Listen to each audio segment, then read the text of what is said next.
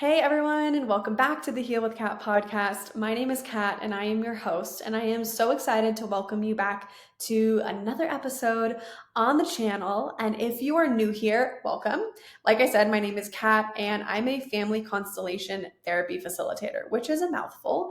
But essentially, what my job is to help you look at what happened in your family and how it's unconsciously happening in your life too. Usually it's due to trauma, but we're not always just looking for trauma. A lot of times we're looking for generational gifts or blessings as well. If you're not new here and you're returning back for another episode, thank you so much for being here. It literally means so much to me.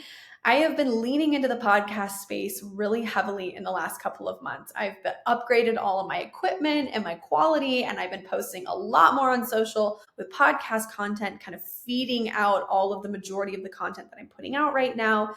Shout out to Krista Ripma and Thea Rose at Authentic Audience. They are literally my coaches, and they are hyping me up for this like big change in my content, in my marketing, in my business overall. And it's been stretching me in ways I truly did not even realize that I needed to be stretched. And it's been a little uncomfortable at times. And also, it's exactly what I've been needing for myself to feel like I'm taking up more space in the ways that I want to with this work and sharing it with the world. I've had this like yearning and this desire ever since I got into family constellation therapy a few years ago, like 3 years ago, to share it with people because I didn't learn about this work in a book. Like I didn't go to school and read about it. I didn't like see it on a show and I thought it was cool. It literally, like quite literally saved my life for like the third time in my life. I was like in a really, really, really dark place. I prayed and I was like, I truly do not see the point of living anymore. I'm 29 years old and I don't have a purpose. I don't feel fulfilled by anything. I can't stop struggling with anxiety and depression. I was struggling with suicidal ideation. And I was just like, I truly don't know how to move forward from here. If this is what life is like at 30, I don't know how I'm even gonna make it to 50, like if I'm this low right now. And I found FCT, which I'll abbreviate for family constellation therapy today. I found it by accident. A family member literally came to me and was like, I know you were looking for a life coach. I don't really have one, but I have this woman. She does readings, she does Reiki, and she does something called family constellation therapy. Maybe just like give her a shot and see if you like her. I did a reading with her and I really liked her energy. Like we really hit it off.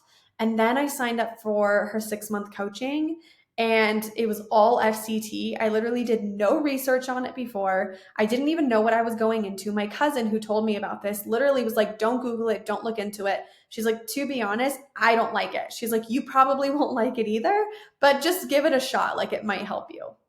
Safe to say, I loved it. I loved it so much that within the second session with my mentor in the coaching, I was like, how do I do this? This is literally what I'm here to do. And it was like a huge aha moment for my life. So I'm really passionate about this work. It'll definitely come through in today's episode because today I'm literally going to spend the next however long hour or so answering all your questions about this work. I opened up on my Instagram stories and said, all right, guys, open the floodgates. Ask me whatever you want about FCT and I'll address it on a podcast episode. I'm really excited because I love talking about this stuff. And I feel like because it transformed my life so much, I can speak to it from not only a personal perspective, but also being trauma informed and being an intuitive. I've got all these kind of feet in this work that really allows me to grow roots in it and feel really grounded in talking about it. So that's the goal for today's episode, is truly just to bring this information to you in a really tangible, grounded, and real way that feels applicable to you. Because if you're new here, something about FCT was resonating with you and you want to learn more about it. And if you're someone who constantly follows my work and listens to the podcast, there may be a nugget of something in here that kind of opens your eyes to something else with FCT, because truly this work is very complex, it's very powerful, and it's very transformative. So with that, I'm just going to read the questions and we'll just get through them. And so the first question that I received is, how does FCT work? It's interesting because before I answer that question, I want to preface it by saying that every facilitator in FCT uses the same fundamental values, but they facilitate it in their own way. I heard somebody once say that FCT is like truly working as artwork. It's like every single facilitator has their own medium, their own art, their own way that they work with the modality. So some people use human beings to represent family members in the energy field, which I'll get into in a second, to represent your family members, to kind of communicate, the trauma or the feelings or the beliefs or the fears or whatever's stuck. But the way that I learned it is actually using pieces of paper, which is a mind-blowing experience because as I open this energy field and you stand on these pieces of paper, you're literally channeling and embodying the energy, the emotions, the feelings of this family member or this event, or I use chakras a lot, or even words like love or fear or anger. And as you're channeling this information, it's providing us clarity on how these things are involved in keeping you stuck for moving forward into your life. So I'm kind of getting ahead of myself, but my sessions are 2 hours long. And the first hour is literally you and I talking about your childhood. This is in your first session, your parents' childhood, your future self, like really anything that we can start to bring awareness to that may be keeping you stuck. It's kind of like two people being detectives around stories, beliefs, dynamics, things that have happened in the family system to try to see what are the big key players that are keeping you stuck. What are the ways that you're carrying the family trauma in your own way unconsciously, as I mentioned earlier. Now, sessions 2, 3, 4, 5, 6, and on, they can look so different from the first one. So I won't really get into that because they're so tailored to each experience of what comes up in the first one. But essentially, it's just you and I looking at all the 50 pieces of puzzle pieces of information. And my job as a facilitator is to take those and make it make sense for you to see, all right, you told me there's war trauma, there's birth trauma, there's all these different things. Here's how it's playing into the larger picture of what's keeping you stuck due to ancestral trauma. That's the easiest way I can explain it. From there, I'm literally writing down a bunch of notes. Like here's an example of someone's session I did the other day. I'm literally writing down all of the notes and all the key people, themes, and places, and even chakras that are really going to be the things that we need to address and look into and discover more information about when we're in the field together. And then we're going to open an energy field together. And the energy field is literally called the morphogenic field. I like to call it the consciousness field. In FCT, people will refer to it as the all-knowing field. And this is why believing in somewhat of energy or a higher power of some kind is really important for FCT, because you're literally going to step on these pieces of paper in this energy field and you're going to be channeling and embodying the energy of this person, place, or thing on the paper. And you have to fully believe that what you're doing is the channeling. You have to believe in your power to uncover whatever is coming up on this paper through energy, and it's going to be palatable. You're literally going to get on these papers and be like, I'm feeling joy on this one. You're going to step off and the joy is going to go away. You're going to stand on another piece of paper and you're going to be like, oh, I feel sad. And your body's going to do all sorts of things. And then you're going to get off that paper and then the experience is going to stop happening. And so this is why, like, believing in a higher power, believing that their energy is real, can be so supportive for a session. That's not to say that it won't work if you don't believe in one, but again, it could probably take away from the overall experience for you if you're not willing to acknowledge that there is a higher power at play here. The consciousness field, the morphogenic field, it literally is, to me, like truth and love. When I open the field with the client and call in the ancestors, I will quietly say to myself, field, please help us see what we cannot see. Please uncover the truth and the love of what this person is ready to see today, what we cannot see as the facilitator and as the client. And it's literally like 10 out of 10 times, the clients will get on the papers, they'll come off, we'll talk about what happened, and then they start kind of piecing together puzzle pieces of what's happening in the family system. The greatest thing about family constellation therapy is that You literally get to look at the exact way that you are stuck in the family trauma by the way that you set up the papers and by the way that you set up the papers and by the things that you say on the papers. So this is how family constellation therapy works, is we are literally using the tools of talk therapy, talking things out verbally and processing them together. We're using this morphogenic field, this energy field, to show us the unseen, to show us the energetic dynamics and the inner feelings and experiences of our family members on the papers. And then we're using talk therapy again to process everything. And then at the very end of the session, we're doing something called healing statements. And the healing statements are probably the most emotional part of the session, because here is where we are actively honoring and giving back all of the pain that we are carrying for our families and honoring our family members in what they went through, and basically saying, I took this on out of love and it's been unconsciously controlling my life. I'm sorry you went through this, but I need to give it back to you because it's not my pain to hold.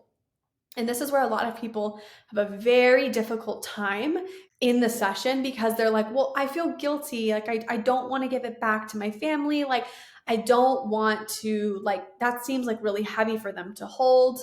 And I'm like, yes, exactly. That's why you took it on in the first place. You were epigenetically predisposed to this. You were trained into it. You were told these things through beliefs or fears or patterns of behaviors. I mean, it's so primarily subconscious how we take this stuff on. And really, at the end of the day, it's about believing that they are really not your things to hold, and to give them back and trust that when you give them back, it's not out of anger, it's out of love. It's saying, like, I love myself now.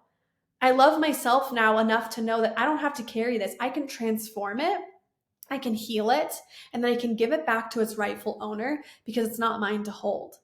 And we're doing that with honor and respect and love. And if you've been in a session with me, you know what this is like. When we get into the healing statements, I'm always asking you guys, like, take a deep breath, look at this paper with love, envision your family member on this paper, and then literally I channel the healing statements, and I don't really know what I'm about to say. So I'm just literally channeling the healing statements as they come through based on everything that we talked about in the session. And it's usually a huge release for clients because they're finally saying the things that they want to say to their family members, but either they didn't feel courageous enough to do it, or they could never find the words, or they were so complexly involved in the trauma that they almost felt like saying it, still didn't make it real, or that they were just so angry that they could never really address the things that happened. And this is what I'm trying to help you do in a session, is say, hey, everything that happened to you, it really had nothing to do with you. It had nothing to do with how lovable you are, how good enough you are, how beautiful inside and out you are. You were literally just this innocent baby born into this family system, predisposed to so many different things. These traumas happened to you, these traumas happened to your family, and they've created somewhat of an identity. But if you really truly believe in the fact that you really want to live a different life than the one that you're living, you're going to have to give this stuff back. And you're going to have to give it back with love. And you're going to have to accept that these things are no longer going to identify who you are. And that, I think, is even deeper in the layer of it, is we've created such an identity for ourselves around the things that have happened to us that we forget who we truly are inside. And then we call that love. So we start to think that, oh, well, love means going against myself and my family, or love means, repeating this pattern. When in reality, like, love is so much deeper than that. It's so much bigger than that. It's so much more pure than that. So if we can, in FCT, really embrace the idea that this work is here to help us reconnect to ourselves and reconnect to our ancestors and the stories that they went through and the things that they went through, then we start to realize that we are not our trauma. Our family members were not their trauma. This is part of the human experience in a really unfortunate way. And if we all want to be free of this trauma, someone's going to have to look at it. Someone's going to have to address it, acknowledge it, and heal it. And so if you're showing up to an FCT session, you are exactly that person. You are literally, by definition, a cycle breaker. You're transforming the entire energy system of the family simply by just acknowledging the things no one's ever looked at, talked about, or healed. And there's so much power in that. So that is like the long way and kind of a little bit complicated way of describing how FCT works. But basically, between talk therapy and this morphogenic field and the healing statements, we're really using these tools to help us move through feeling what happened and acknowledging what happened, and then healing everything that happened as well. All right, so let's get on to the next question. Can this work help me to heal my fear of rejection? Absolutely. So there's a couple things I want to touch on with this. I want to break this question down a little bit. The first thing I want to touch on is the fear part of it. It's really interesting in FCT when somebody comes to me and says, I've always had this fear of this. I've always had this fear of that. I don't know where it comes from.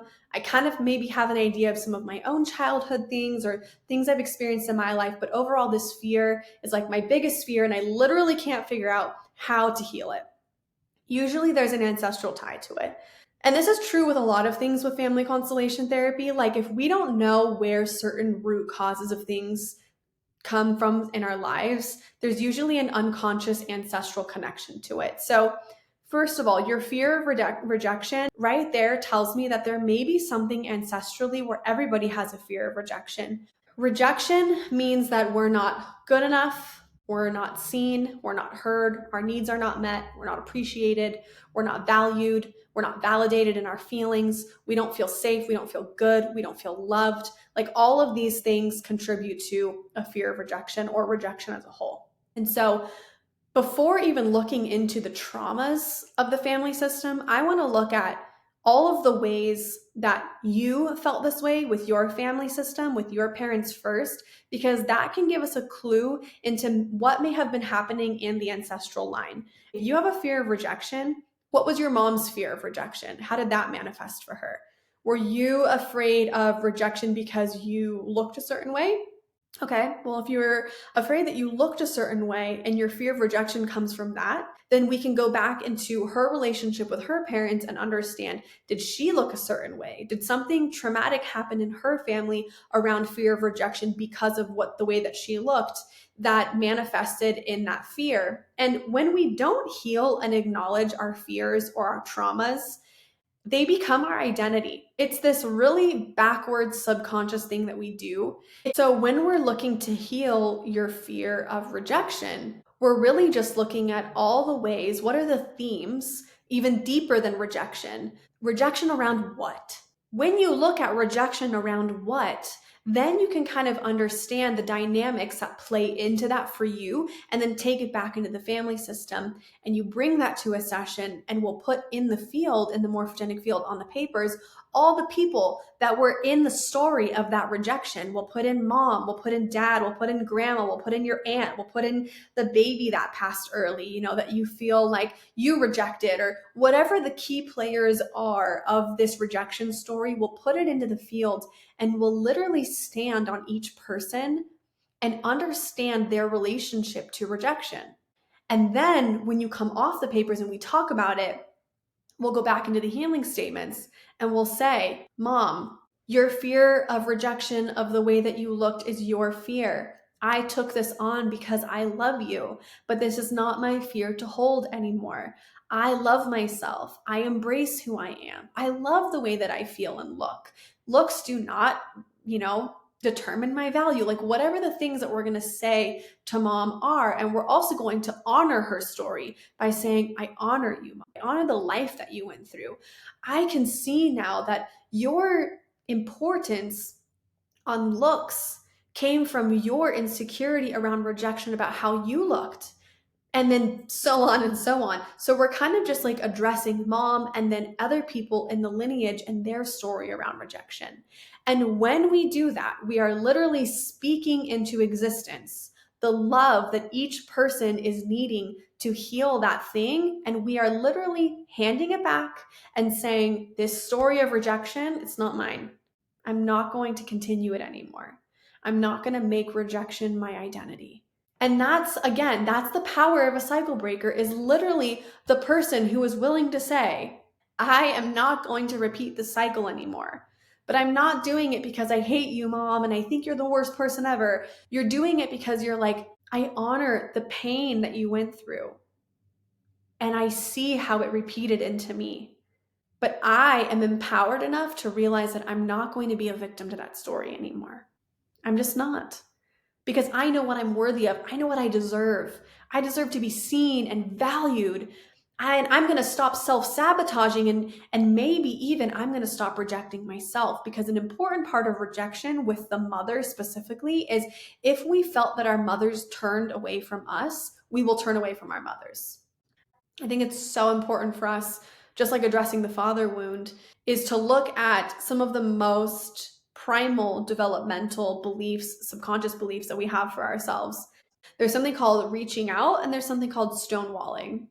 If we felt that our mothers were emotionally unavailable, and we felt that they weren't really the warm, nurturing, loving mother that we needed, and we felt like our needs weren't met, and they kind of turned away from us, or they did turn away from us, that's called stonewalling. That's basically like when our mothers just had no emotional response to our joy, our love, our excitement as children.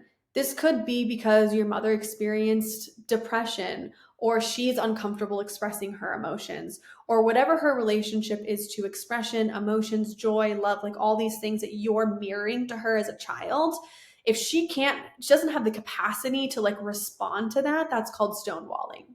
Another thing that's really developmentally important for children is when their mother reaches out to them, because it shows belonging, connection, and love and safety. So if you're a child and you reach up to your mom and you say, Mommy, I love you, and you reach for a hug, and your mother turns away from you, whether it was felt in the child and you as a child, that's going to give you the feeling that your mother was not reaching out to you, right? And so we want to feel like our mothers are like, yes, of course, like I love you, like, because that is literally, as a child, your definition of safety. Your definition of safety under like 7 years old is, my mom loves me if she looks at me in the eyes and she validates that I'm real. She acknowledges that I'm a good person and I'm not constantly getting in trouble for making mistakes or just existing, and that I'm good. My mom believes that I'm good. My mom believes that I'm real and I'm here. And am I safe emotionally and physically? Those three things are the definition of safety and love, nurturing and support from a mother to a child. And if you felt like your mother didn't give you any of those things, or if you felt that on a spectrum of some kind, your mom was unpredictable, sometimes she would, other times she was totally checked out, or if it was like on the lower end of the spectrum, either way, anything that is not fulfilling your need of capacity, that is going to give you the feeling that you are not worthy, you're not good enough, and that your fear of rejection may come from the fact that you constantly reached out to your mother and your mother wasn't reaching back out for you.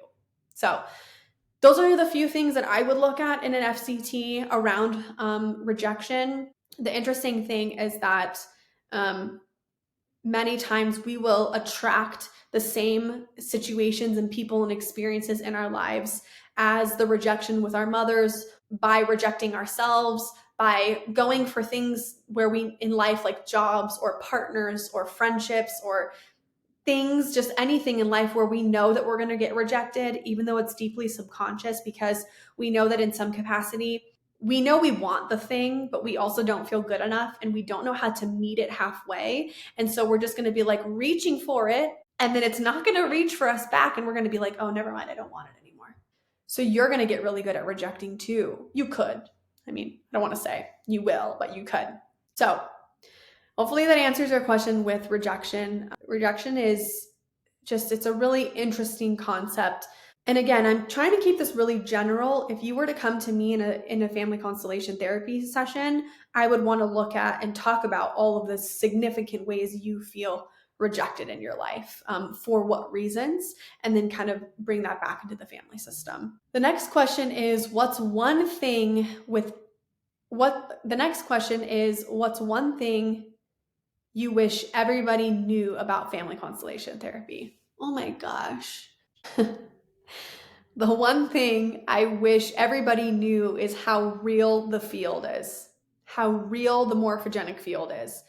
To me, standing in the morphogenic field on these papers, or even when you're doing like a more traditional FCT where you have people who are representing the family members, I can only speak from experience with the papers, is like how real it is that you were literally standing on this piece of paper and you were having a very, very clear experience of this person.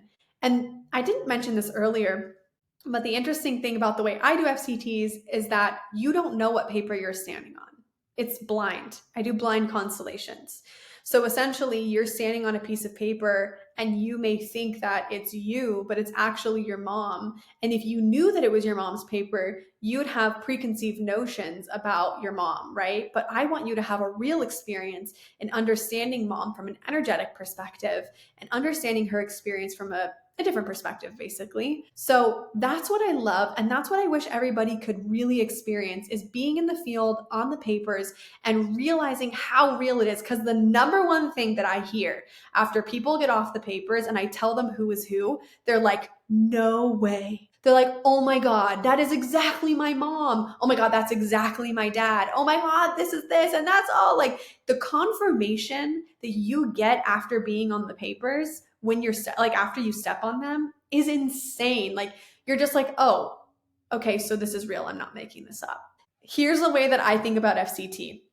It's deeply spiritual and it's deeply physical. I like to have, as a facilitator, one foot in the physical, understanding trauma, and the other foot in the spiritual, understanding the vast world that we're a part of. So we're both like human and soul, right? And I'm okay to be super spiritual with this work because I'm not for everyone and this work isn't for everybody, right? Like there's going to be people that are like, nah, not for me.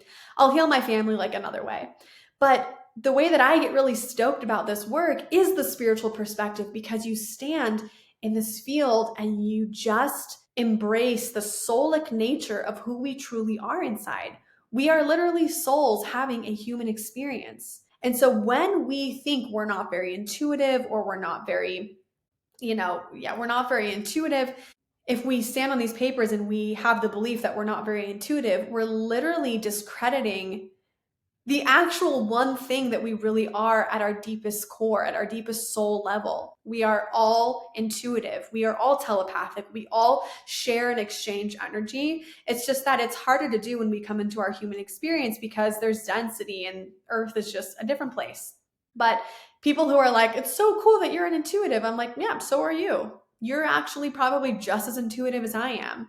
But intuition is a muscle. So it's like I go to the gym every day and I work out this muscle and I'm like putting in the work and I'm like taking the pre-workouts and I'm lifting heavy and I'm like showing up for myself every day with my intuition, because it's such an important muscle for me to use in my work and in my life, for me and my health, for my family, like all these different things. I love having this muscle.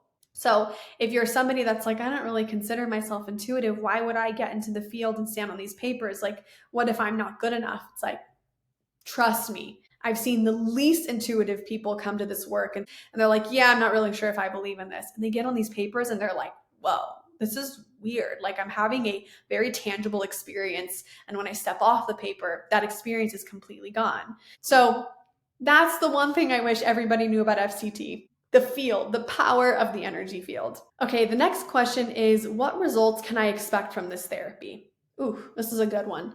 Well, the first thing that comes to mind is my goal for being a facilitator is to show you all the ways that you are not the trauma.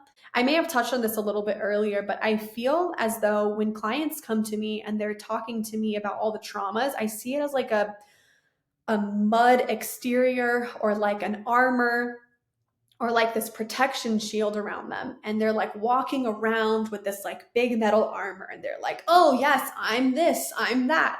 And it's like war trauma and birth trauma and rejection. It's like all these things are on us as this armor.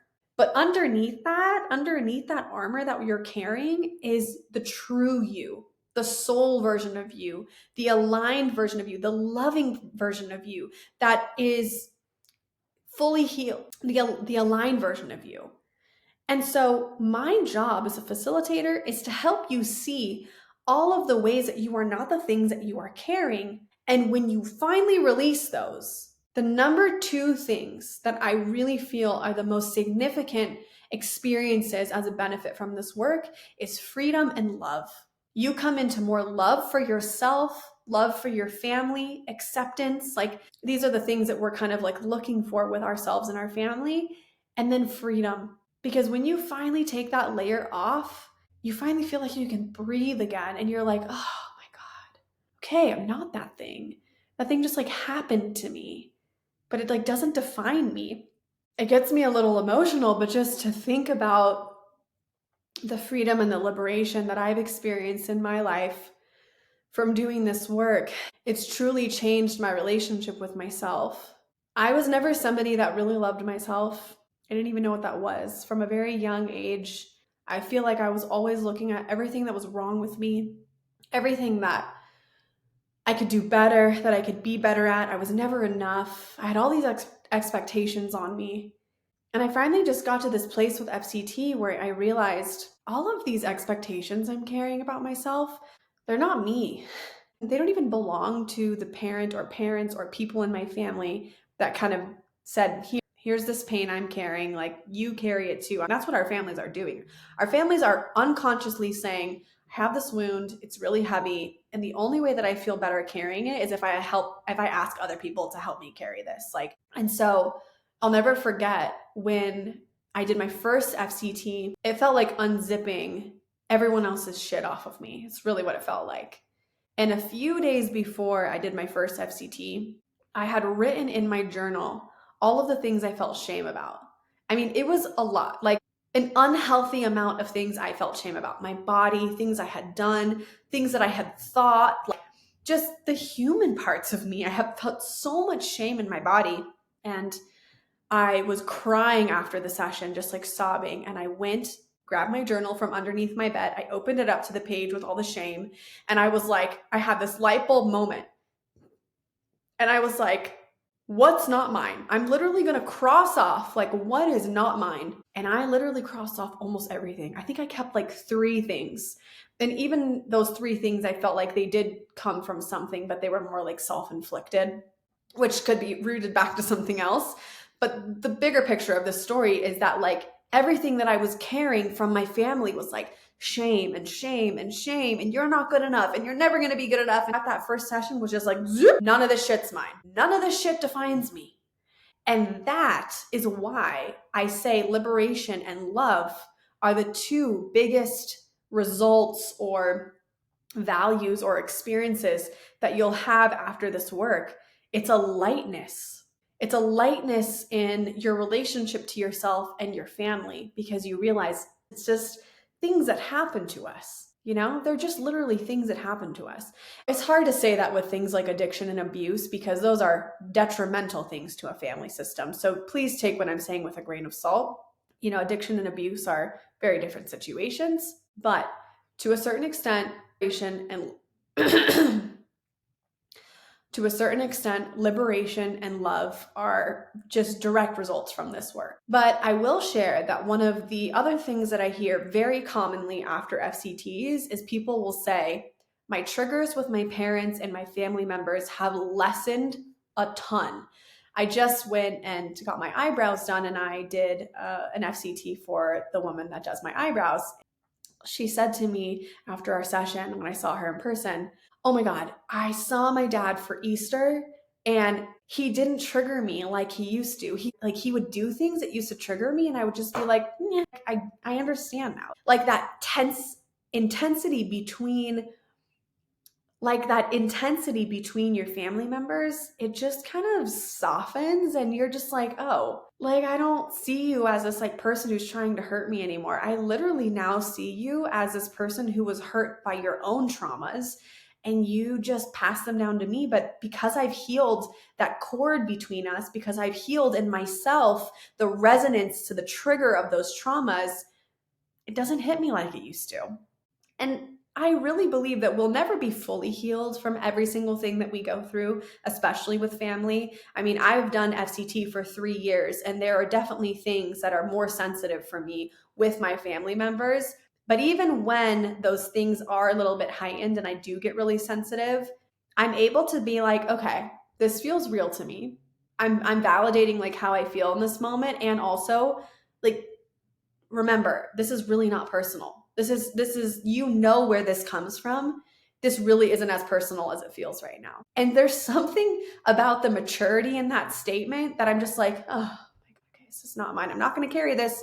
I'm not going to take this on. Whereas in the past, I used to take it on and I used to be like, oh God, fine. Okay, I'll carry this pain with you. All right, you're getting mad at me for this thing. Like, all right, I'll just like hold it. And I'll just like passive aggressively just like be like, all right, I'm just not going to talk to this person for a while. So this is just like pissing me off. Now I'm like, oh, wait. No. I don't consent to this. I love you. I'm not going to hold this pain with you. I'm not going to make this my own. I understand where this comes from with you. And I'm just going to create a healthy boundary with love and just kind of separate myself for a moment while the triggers are high and the emotions are high. And then once things settle, then maybe I'll address the situation. It's just like navigating our emotions, navigating our boundaries, and navigating our relationships with our family members in a more emotionally mature and like healthy way, if that makes sense.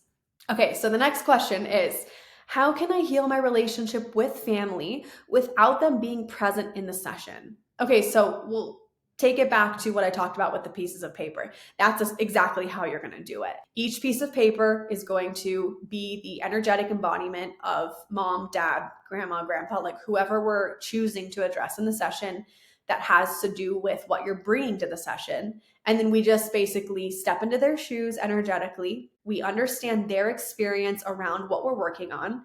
And then we talk about it and we understand how you may be enmeshed and entangled and kind of, brought into the chaos of this trauma. And then we're going to create separation with the papers. So we're going to rearrange the papers so that there's healthy separation and healthy boundaries.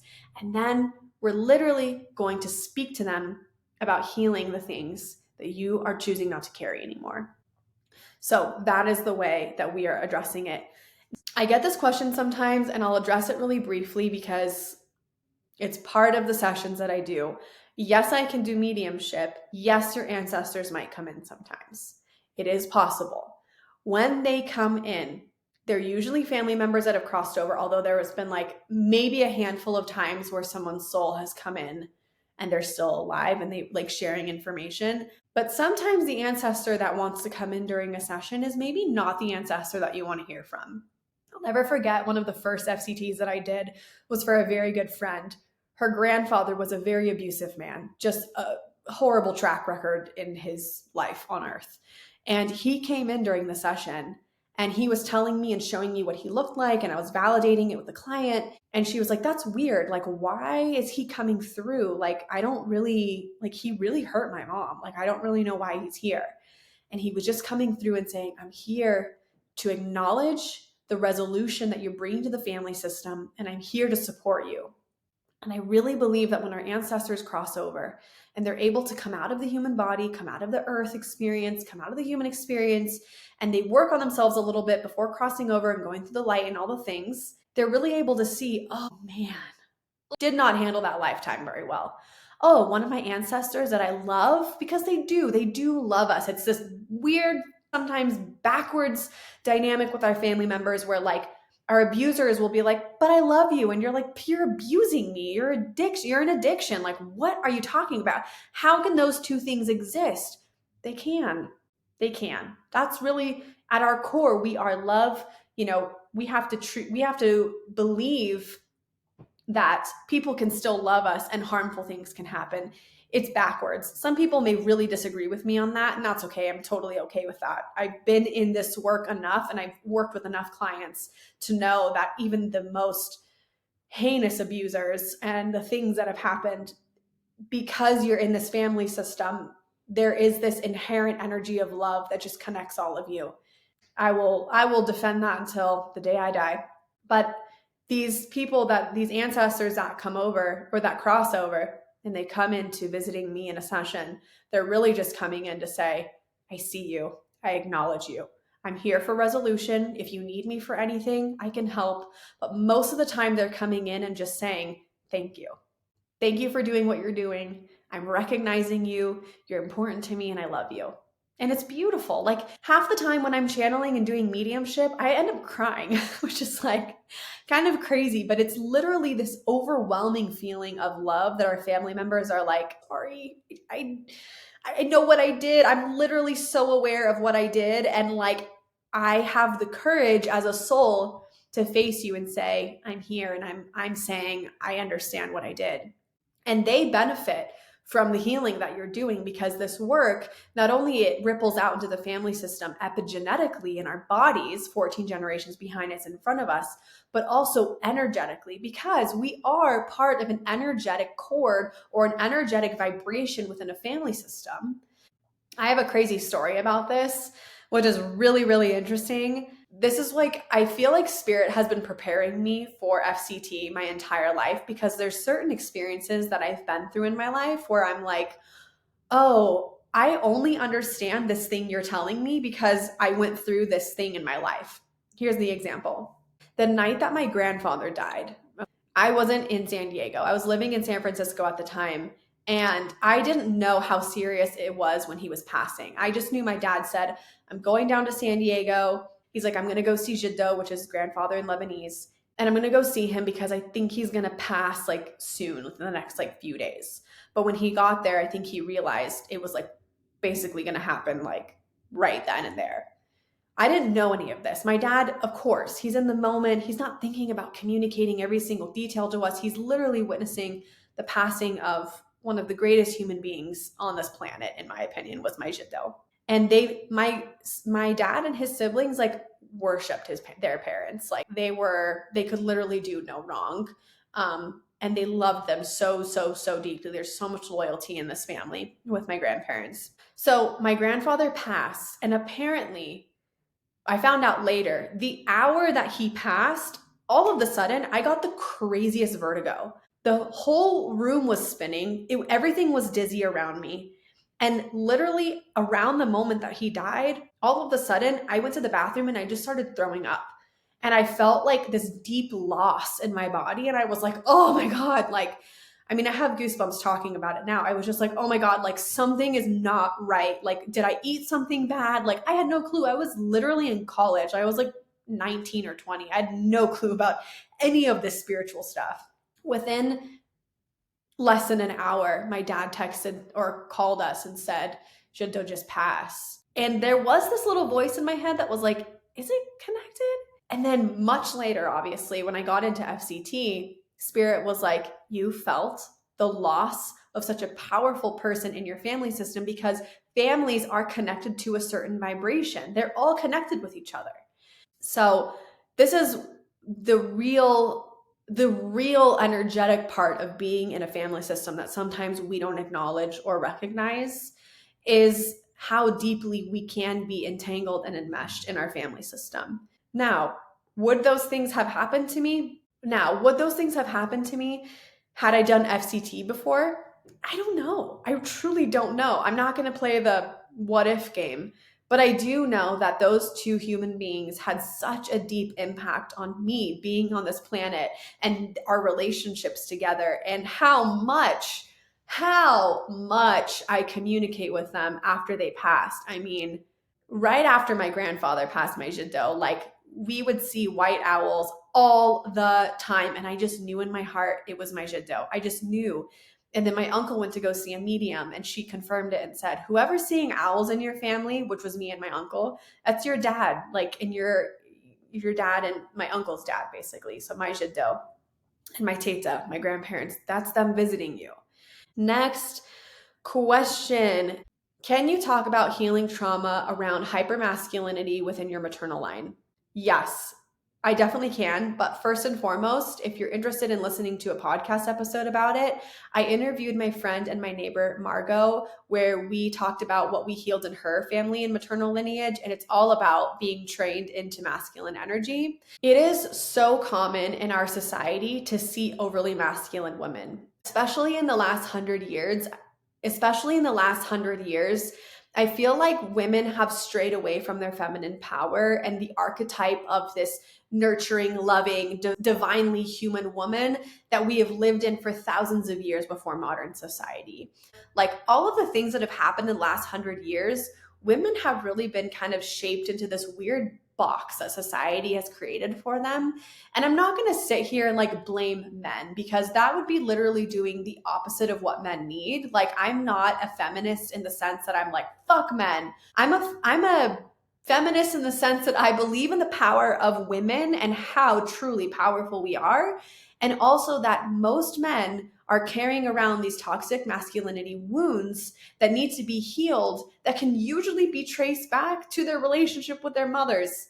That's something to think about. But when a woman is overly in her masculine due to ancestral trauma, these are a few of the things that I'll kind of look for or look at in a family system, whether it's happening in the nuclear family or in the extended family. And the first thing is survival energy. Where have women in our lineage where have they had to carry? And the first one is survival energy. Where have the women in our lineage had to carry the role of mother and father due to any kind of physical or emotional absence of the father, or addiction or abuse? Like deep, deep, deep survival energy is toxic masculine or hyper masculine energy within a family system.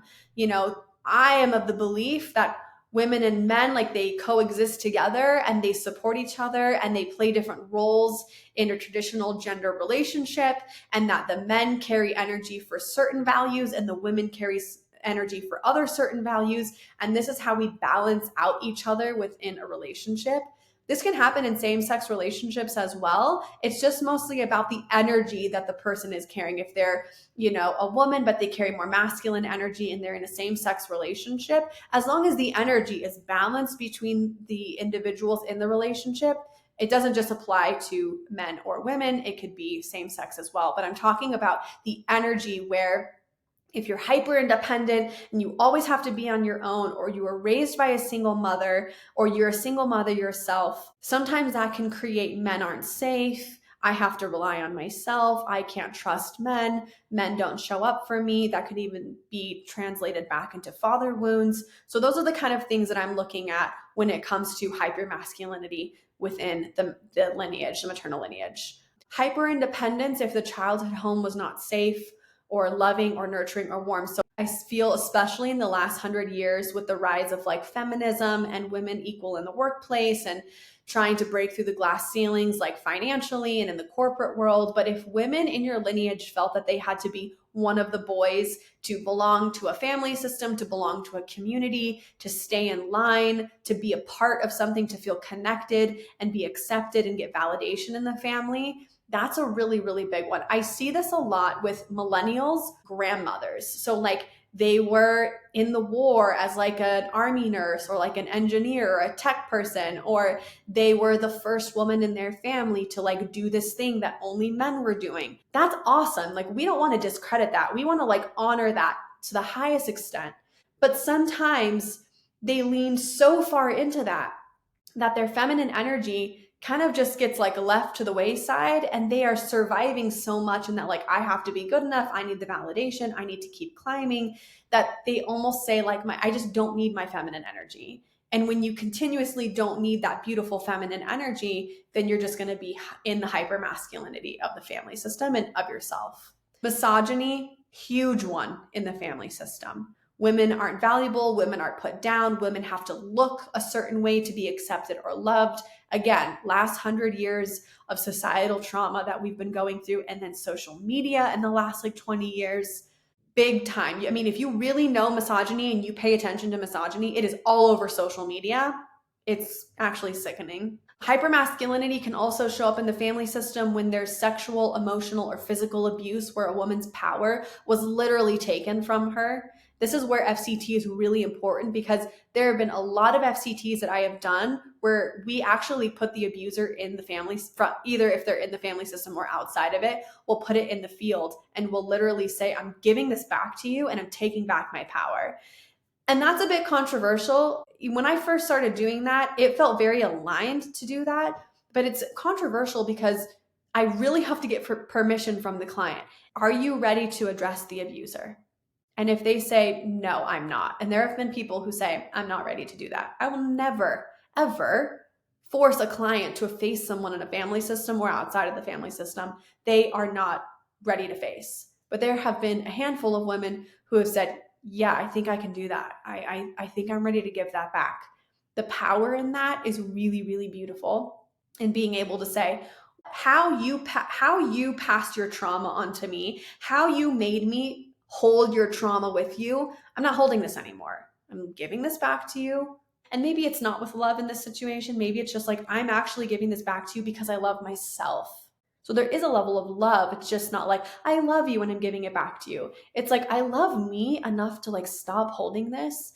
I was a victim of abuse at one point, but if I continue in this victim energy, I'm literally just doing what you did, which is like giving my power away. I'm going to take my power back. I'm going to validate what I went through. I'm going to realize that this doesn't define me and I'm going to move forward in my life. It doesn't mean that you'll forget about it. It's still a part of what happened to you. It doesn't choke you anymore. It doesn't take up your breathing room and your energy. It just softens and you release it. So if you or a woman in your family are suffering from like over masculine energy, look at all of the things and hear all of the things that I just went through and realize that you can move into a more embodied, more feminine energy in your life. And some of that is ancestral and giving back the pain that you're holding to the women in your lineage. And many times, some of these things that I listed out, they didn't happen to us. They happened to people in our lineage. But here's how trauma really works in an ancestral perspective. An experience will happen and it will create a traumatic response.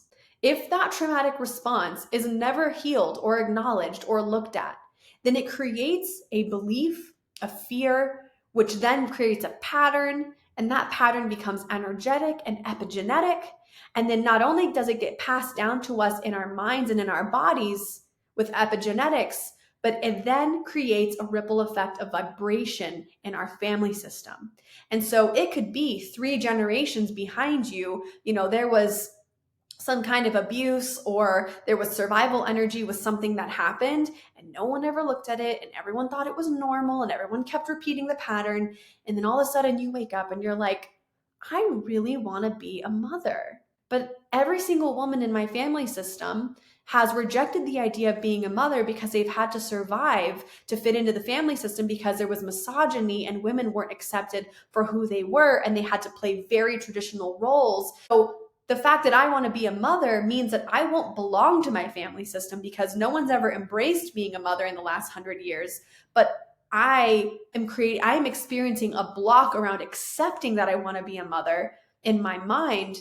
And so in order for me to feel ease and liberation and love in my desire to be a mother, I need to heal the pain that I'm carrying from my lineage where women felt like they couldn't just love being a mother. They had to be someone else or they had to do something else in order to get love and receive love. And that also doesn't mean that there are women in your family that didn't want to be mothers and that was bad. Every woman has their own journey. I'm just using these specific examples that I see come up for clients a lot when it comes to the ancestral trauma of like accepting, or the ancestral trauma that's like blocking us accepting who we truly are inside. Because remember, I talked about family trauma being like this armor. And that armor is like maybe the things that have happened to us, the things that we think we're supposed to be. But deep down inside is this actual desire of what we want. And sometimes part of accepting what we want is realizing what we're not. I could literally talk all day about hypermasculinity in the maternal line because I feel like I've had to deal with that in the mother wound in my experience. And there's a lot in those examples that I feel like I've had to discover for myself. And then also with other women who are healing the mother wound, who are like, I want to feel sexy. I want to feel beautiful in my body. I want to feel this. I want to feel that. But I'm super masculine and I'm really shut down with my emotions. And I'm like, great, let's look at everyone else in the family system who was also doing the same thing and why, which is like the most important part. Okay, next question. I love all these questions. We're really getting through this. Can you talk about how adoption works in FCT dynamics? I would love to talk about adoption because so many people who are adopted are like, well, if you're working on my lineage and I don't really know who my birth parents are, how am I going to do this work even though I'm really drawn to it? So the beautiful thing with being adopted is that not only do you have the blessings and the gifts from your biological family, but you also have the blessings and the gifts from your adopted family. So you're dealing with 4 family systems at once. But just on the other side of that coin, for all the gifts and the blessings that you're able to receive from all 4 lineages, there's also the trauma and the pain of all 4 lineages as well. Some of the top themes that I will see with people who are coming in with adoption is neglect, abandonment, am I good enough?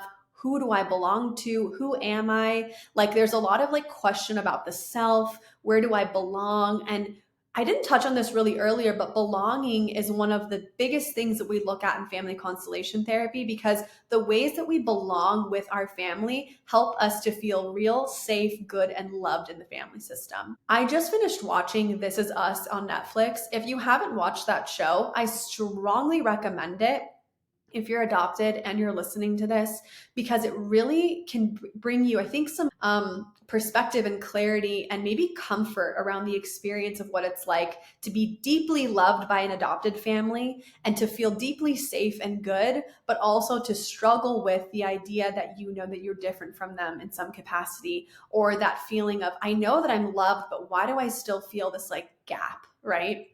I feel that people who are adopted are like very special souls because their souls signed up for the ability to be a cycle breaker, not only energetically for 4 family systems, but epigenetically as well.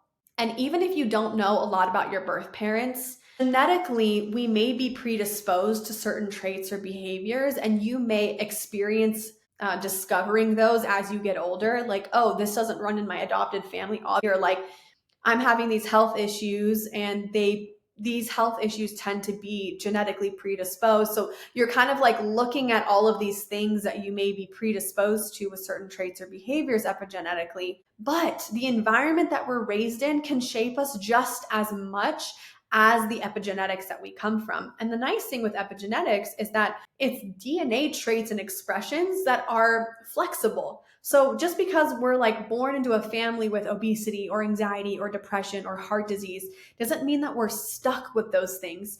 Based on our environment and the ways that we live our lives, we can turn those expressions on or off based on those exact things, how we live our life, our environment.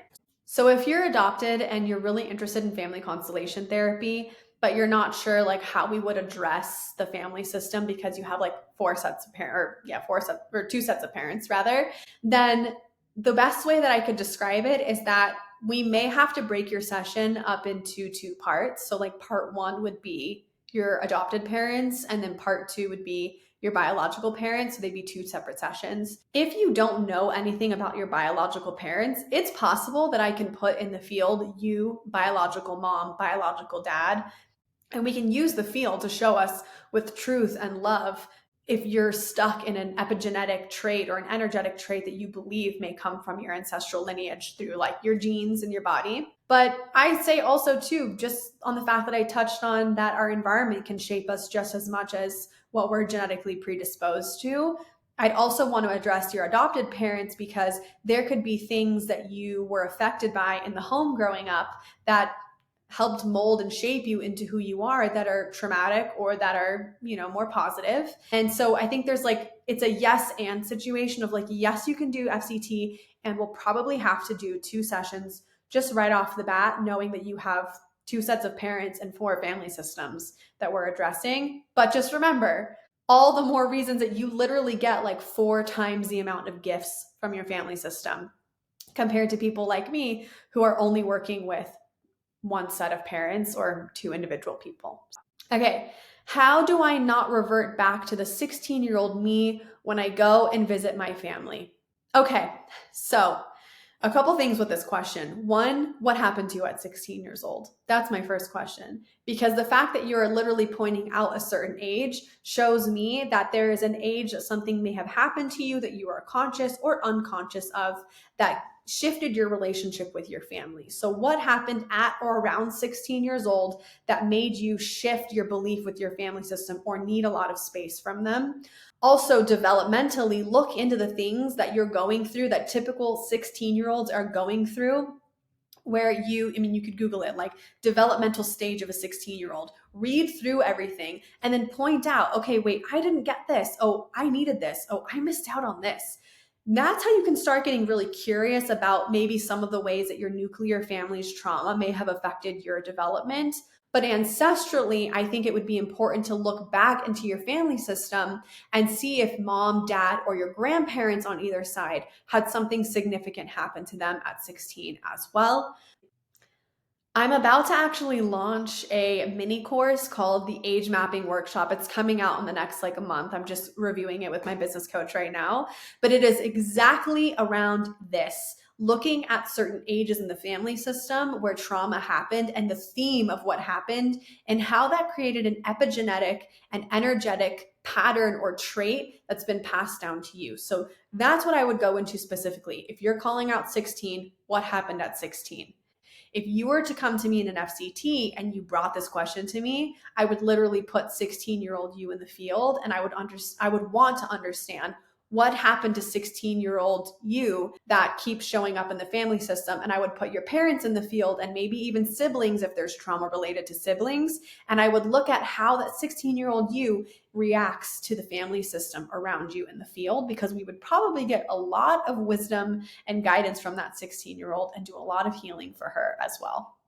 Okay, last question for the episode. I feel like there's a glass ceiling that me and my siblings inherited. What is that? I'm feeling like it's more like believing that there's more potential for you, like being able to kind of surpass the normal family story, or maybe be successful in the things that you want to be successful in, but you continuously find yourself either self-sabotaging or not believing that those things are possible, or you're feeling like no matter what you do, you constantly hit that glass ceiling in all areas of your life. I want you to look at a couple things, but the first thing I want you to think about is belonging. I didn't mention this with the adopted question, but if you haven't listened to my podcast episode on belonging, I think it's number 41 or 42. I think the title is literally how we belong in complex family dynamics or something within the family system. Go listen to that. That is a really, really, really important episode with them. It's literally the deepest form of survival, because we are very primal at our core. We have to belong to something. And that is literally rooted in our subconscious when we're children. We have to rely on our mother for food and nurturing and love. We have to rely on our father for joy and direction and purpose and safety and grounding and holding, right? So there's these important roles that our parents play in our lives. And if we didn't get our needs met and we don't feel that we can trust ourselves or feel confident in ourselves or feel good or safe or loved to be who we are from our nuclear family system, then the idea of going out into the world and being different from our families is very scary for our nervous systems and for our subconscious. And so many times we will be in an unconscious energy or an unconscious pattern of limiting ourselves, self-limiting ourselves. And there's usually an ancestral pattern or belief around self-limiting ourselves as well. So that's I can't even really create a thread line into what I just said, because I feel like it's very intuitive of what I just picked up on. Hopefully that resonates with you. Look at all of the this is coming through very clearly. Look at self-limiting beliefs, look at your relationship with money, look at the places where you don't believe that you're good enough to have the dreams that you want, and then look at your mother and look at your father's grandmother.